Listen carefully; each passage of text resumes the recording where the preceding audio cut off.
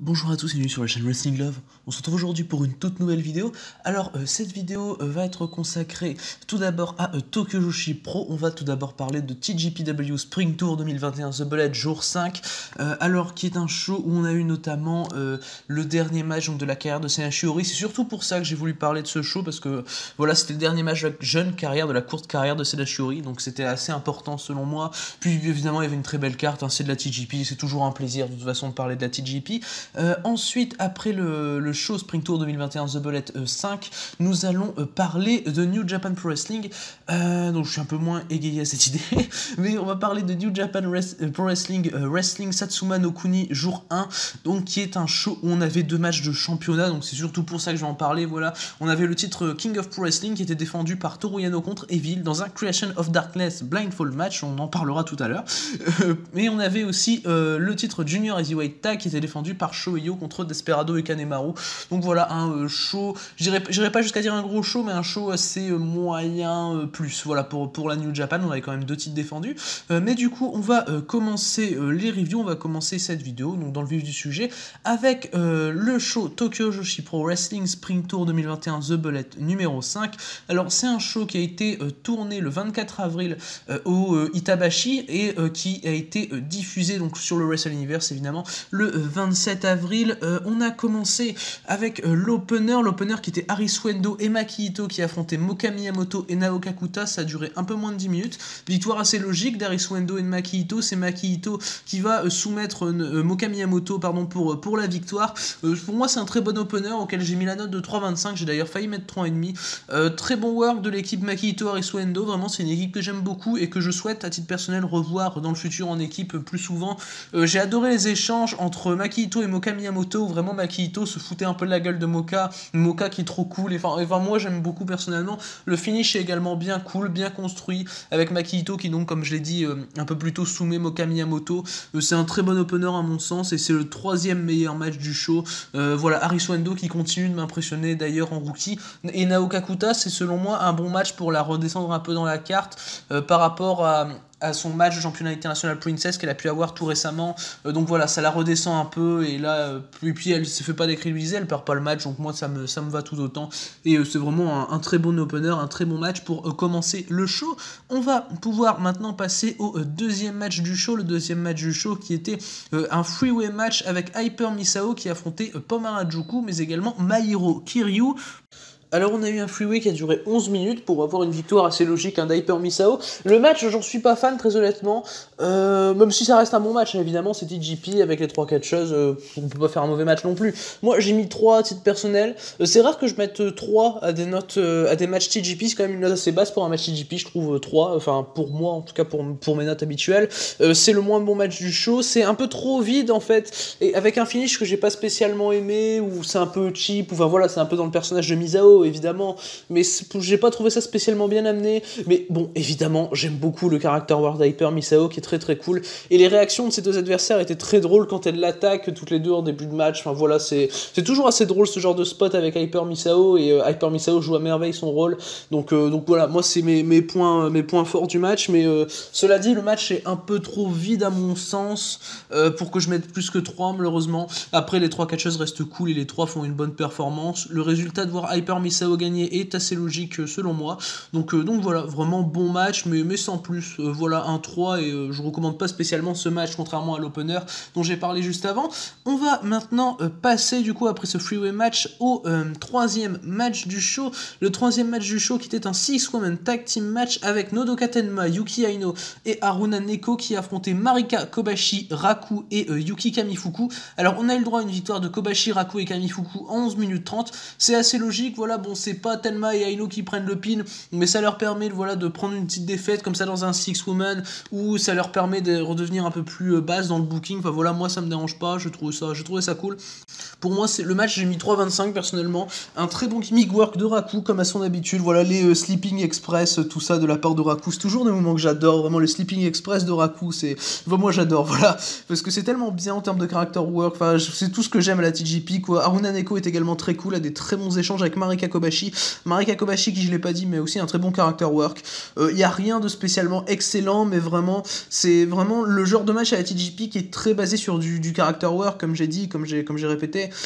Et pour moi, c'est très très bien fait. Avec, de toute façon, avec les filles qu'on a dedans, c'est bien fait de base, donc ça me paraît logique.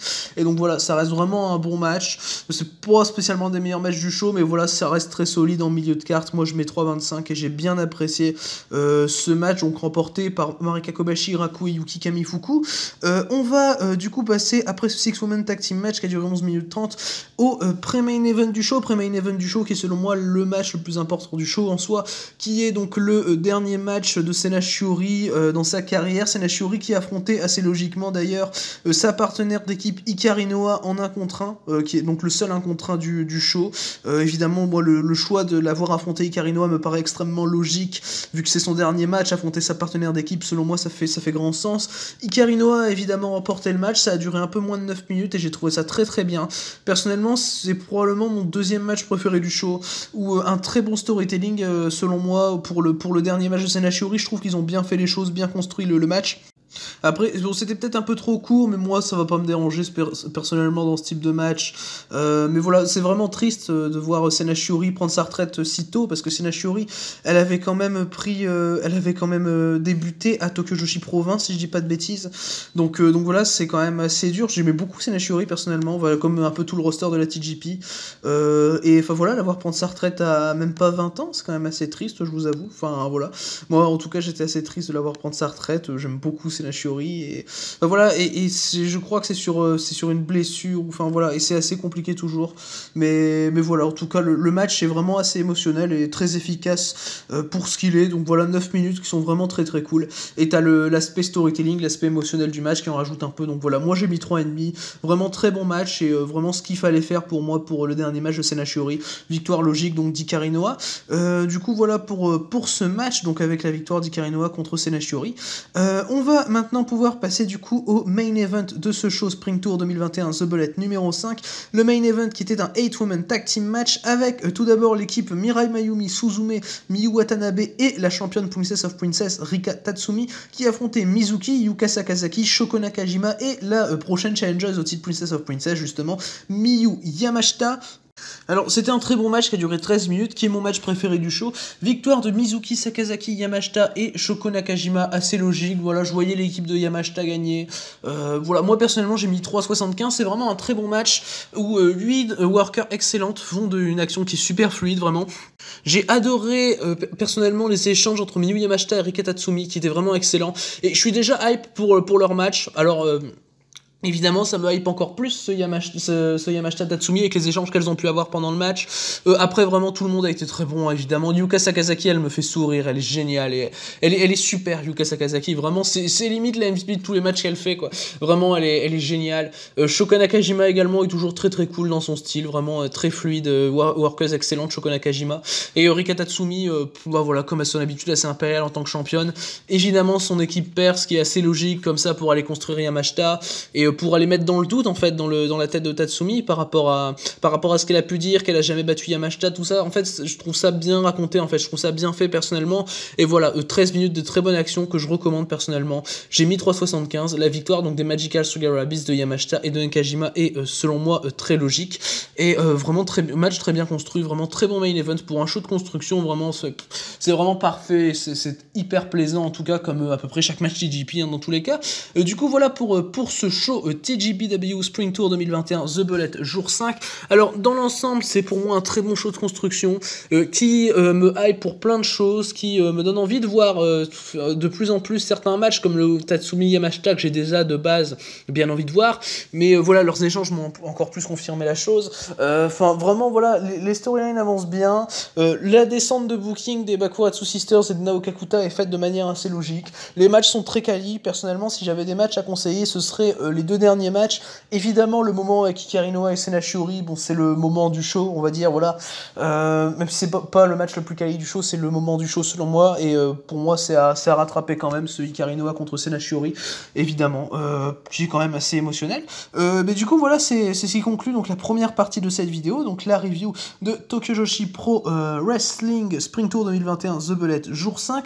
On va maintenant pouvoir passer à la deuxième partie de cette vidéo, la deuxième partie qui est donc consacrée à New Japan Pro Wrestling, au show Wrestling Satsuma no Kuni jour 1, donc show qui s'est déroulé le 28 avril, qui a été diffusé en live, voilà, et qui contenait, comme je l'ai dit un peu plus tôt, deux matchs de championnat, donc le King of Wrestling et le Junior Heavyweight Tag. Alors bon, vu que c'est un gros show, vu que c'est un assez gros show, je vais quand même parler de ma hype pour ce show. Alors personnellement, j'étais pas du tout hype. Voilà, Toru Yano Evil, la storyline a été construite comme de la merde dans les road to, enfin voilà. Si tu t'attends à ce que ce soit vraiment un super mauvais match, bon, on en reparlera tout à l'heure, mais voilà. Vraiment, il n'y a pas de match qui m'a hypé particulièrement. Enfin, voilà, le main event, je savais qu'il allait être long pour rien, on en reparlera tout à l'heure également, mais il l'a été. Donc voilà, j'avais pas spécialement d'attente, et puis de toute façon c'est un show New Japan, donc comment voulez-vous que je sois hype? Du coup voilà pour ma hype, un peu pour ce show Wrestling Satsuma no Kuni, ma hype qui frôle l'inexistence. On va donc commencer la review du show avec l'opener qui était le match des Young Lions, à part Tiger Mask qui faisait équipe avec Gabriel Kidd, donc un Young Lion, qui affrontait deux Young Lions, Yota Tsuji et Yuya Uemura. Donc voilà, vous vous doutez bien que Tiger Mask n'est pas trop apparu dans le match, laissant le temps aux trois Young Lions de s'exprimer vraiment bien. Ça a duré 9 minutes, victoire de Yota Tsuji et de Yuya Uemura, ce que j'ai particulièrement vraiment apprécié. Je pensais qu'ils allaient donner la victoire à Tiger Mask, mais vraiment c'était très cool. Et vraiment un bon opener. J'ai mis 3.25, c'est mon match préféré du show. Donc déjà quand on sait qu'un 3.25 c'est mon match préféré du show, c'est assez compliqué. Les Young Lions font toujours des bons matchs, vraiment, que ce soit Uemura, Kidd ou Yota Tsuji. Là ils sont encore dans une bonne perf. Et meilleur match du show évidemment. Les échanges entre Gabriel Kidd et Yota Tsuji étaient très cool. Les deux montrent beaucoup de fighting spirit, et comme tous les Young Lions. Et c'est vraiment un match qui est très solide. Et vraiment une bonne intensité. Et des Young Lions qui sont toujours très bons, avec un Tiger Mask qui leur donne un bon rythme. Enfin voilà, Tiger Mask a été cool, a servi dans le match sans apparaître trop, parce que j'ai trouvé ça bien fait personnellement. Mais après, pour moi, ça va pas plus d'un 3.25, ça dure que 9 minutes. C'est vraiment un match basique, mais vraiment très cool. Mais très cool à mon sens. Et s'il y a même un match à rattraper du show, je dirais celui-là, parce que le reste, voilà quoi. C'est le match à rattraper du show. Donc avec la victoire de Yota Tsuji et de Yuya Uemura, on va maintenant pouvoir passer du coup au deuxième match du show. Le deuxième match du show qui était un 6-man tag team match, le match qu'on voit tout le temps dans les road to, le fameux 6-man Bullet Club Suzuki-gun, avec donc pour représenter le Bullet Club Jado et les Guerrillas of Destiny, qui affrontent Douki, Taichi et Zack Sabre Jr. Donc c'est vraiment le genre de match que j'ai détesté dans les road to, et ce match donc ici à Wrestling Satsuma no Kuni jour 1, je lui ai mis la note de 1, donc c'est quand même assez rare, je vous avoue, que je mets des notes de 1 à un match qui comprend Zack Sabre Jr. Mais bon, le booking New Japan fait que je peux pas faire autrement à des moments. Mais voilà, bon là on a clairement eu le droit à un mauvais match, comme on les a en road to, comme je l'ai dit. Ça a duré 8 minutes, victoire de Jado, Tamatonga et Tangaloa par DQ, parce que Taichi va avoir la bonne idée d'attaquer Tamatonga avec une ladder, donc pour teaser le Iron Finger ladder match qu'on aura lors de Wrestling Dontaku, qui ne me hype absolument pas. Donc voilà, vraiment t'as de la Hit Bullet Club pendant tout le match, qui est vraiment très chiante. T'as un spot que je déteste avec Jado qui prend une batte de baseball et qui tape en dessous du menton de Douki et qui regarde de loin pour voir où va la tête de Douki dans le stade à cause du coup de batte de baseball. Donc, ce qui est un spot que j'ai trouvé horrible, et vraiment c'est typiquement de la Hit Bullet Club que je déteste. Enfin voilà, t'avais rien d'intéressant vraiment, et c'est même pas, vous vous en rendez compte, c'est même pas le pire match du show quoi. C'est vraiment, j'ai mis 1, c'est vide, c'est rien, c'est naze, c'est pas à voir. Et donc la victoire de Jado, Tamatonga et Tangaloa par DQ. Que voulez-vous, finish de merde en plus de ça, donc voilà, je peux pas mettre plus de 1 franchement. Mais du coup voilà, on va passer vite fait ce match. On va passer du coup à un 6-man tag team match, au troisième match du show, avec Hiroshi Tanahashi, Master Wato et Ryusuke Taguchi qui affrontaient le Bullet Club Gedo, Taiji Ishimori et Yujiro Takahashi, donc ce qui est déjà une un peu meilleure version du Bullet Club. Bon, il y a quand même Gedo quoi, mais bon voilà, ça va encore. Ça a duré 9 minutes 35, j'ai mis personnellement la note de 2.25, on augmente un peu par rapport au dernier match, voilà, on augmente un peu, il faut être positif. Victoire logique de Tanahashi, Wato et Ryusuke Taguchi, c'est un bon match. T'as Taguchi qui a des moments qui sont vraiment très cringe, très honnêtement, où Taguchi va se mettre sur le coin pour faire une Nanchokudino pour qu'on lui mette qu'on lui mette la tête de quelqu'un d'un ses adversaires dans son cul, et Yujiro Takahashi va voir le stratagème et mordre le cul de Ryosuke Taguchi, ce que j'ai trouvé ultra gênant. T'as aussi les face-off très gênants entre Gedo et Hiroshi Tanahashi, où Gedo tire les cheveux de Tanahashi et Tanahashi tire la barbe de Gedo, que je déteste. Enfin voilà, c'est de la New Japan en 2021 quoi. Et j'ai mis 2,25, c'était pas aussi dégueulasse que le match d'avant, mais c'était quand même bien mauvais. Tanahashi a fait une bonne performance, a sauvé un peu le truc, Taiji Ishimori aussi, mais bon, les trucs avec Taguchi, j'ai trouvé ça tellement cringe et tellement naze, franchement que... Enfin, voilà, c'est insupportable, clairement, les trucs de gimmick de Ryosuke Taguchi, moi je peux pas, personnellement. Mais du coup, bah voilà, pour ce Six-Man sur lequel il y a finalement pas grand-chose à dire, hein. Victoire donc de Tanahashi, Wato et Ryosuke Taguchi. On va passer au 4e match du show, qui était donc le dernier match de l'Undercard, avec un 8-man tag team match avec donc Los Ingobernables des Rapon, Bushi, Sanada, Shingo Takagi et Tetsuya Naito, qui affrontaient Aaron, Enare, le Great Okan, Jeff Cobb et Will Ospreay, donc The United Empire au complet. Le match a duré 12 minutes, victoire de United Empire, donc Enare, Okan, Cobb et Ospreay. Le match est bon. C'est mon 3e match préféré du show. C'est probablement la première fois depuis très longtemps que Sanada n'a pas fait une si mauvaise performance que ça. Il était cool. Ça allait, à part l'échange dégueulasse de contre Dragon Sleeper, Skull End, parce que appeler ça un Dragon Sleeper pour moi c'est une honte. Enfin voilà, les échanges de contre avec Aaron et Nare que j'ai trouvé horrible de la part de Sanada. Mais sinon, à part ça, ça allait corps. Sanada a fait une bonne performance, ça allait. Bushi et Jeff Cobb ont eu un très bon face-off. Enfin, pour le coup, il y a un truc que j'ai pas spécialement compris, c'est que Shingo, quand il est mal, après s'être fait maltraiter par Jeff Cobb, il va chercher Bushi pour le hot tag, et bon, disons que Bushi, je pense pas que ce soit le meilleur choix pour faire un hot tag pour Shingo, pour aller affronter Cobb, mais bon, pourquoi pas, parce que derrière ils ont eu un bon face-off, où Bushi va notamment faire un magnifique DDT sur Jeff Cobb, dès le début du face-off, que j'ai bien aimé personnellement, mais voilà, sinon... Je trouve pas que l'idée soit la meilleure, mais voilà, construction correcte, le match est bon, ouais ça va, mais vraiment les échanges Sanada et Nare sont nuls malheureusement, avec ces échanges de contre qui sont pas à voir, mais sinon le match ça va, voilà, j'ai mis 3, c'est le 2e meilleur match de l'Undercard, 3e meilleur match du show selon moi, du coup voilà pour ce match, voilà donc pour cette Undercard de Wrestling Satsuna no Kuni jour 1, on va maintenant passer aux 2 matchs de titre, et à commencer par le match que tout le monde attendait, le match de championnat King of Pro Wrestling, Toru Yano qui défendait le titre contre Evil dans un Creation of Darkness Blindfold match. Alors, le Creation of Darkness Blindfold match, qui est donc la stipulation de Toru Yano. Il me semble que c'est Toru Yano qui a choisi cette stipulation parce que si vous voulez, pour en fait le King of Pro Wrestling, il y a les 2 catcheurs qui participent qui choisissent une stipulation et le public qui vote pour la stipulation qu'il préfère pour l'avoir pour le match. Et là en l'occurrence donc c'est bien la stipulation de Toru Yano qui est passée, donc Creation of Darkness Blindfold match, où en fait pour remporter le match, il fallait mettre un sac de couleur noire sur son adversaire afin de l'aveugler avant de faire le tombé ou la soumission ou même le décompte à l'extérieur, parce que oui, il y aura une tentative de victoire par décompte à l'extérieur avec un sac sur la tête pendant le match. Donc voilà, le but c'était tout simplement de gagner le match quand son adversaire avait un sac sur la tête, voilà. Donc d'où le nom Blindfold dans la stipulation. Alors le match en lui-même est horrible, vraiment. C'est nul, vraiment ça dure 15 minutes. Toru Yano contre Evil pour le King of Wrestling, donc le King of Wrestling, la grosse blague de titre de la New Japan. Même si il y a un moment où je pense que quasiment tous les titres à la New Japan sont des blagues, mais c'est clairement le pire match du show, donc je lui ai mis la note, la très belle note de 0.75 étoiles. La hit d'Evil est nulle, vraiment la hit d'Evil est chiante. T'as le même spot qu'il fait avec le Timekeeper, où il lui fonce tout le temps dessus dans la barrière, et pour le faire tomber cette fois-ci, il l'a fait, mais en prime, il a mis un sac sur la tête du Timekeeper pendant le spot, ce qui était quand même incroyable. Enfin voilà, c'est vraiment la hit tellement chiante.